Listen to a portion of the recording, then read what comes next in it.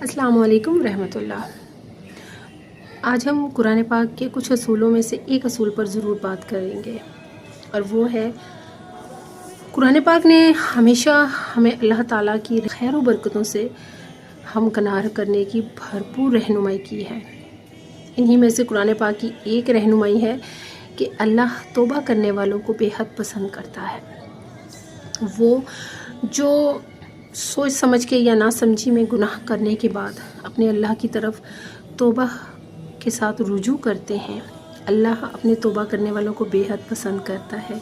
یاد رکھیے، اللہ سبحانہ و تعالیٰ قادر ہے ہمارے گناہوں کو نیکیوں میں بدلنے پر۔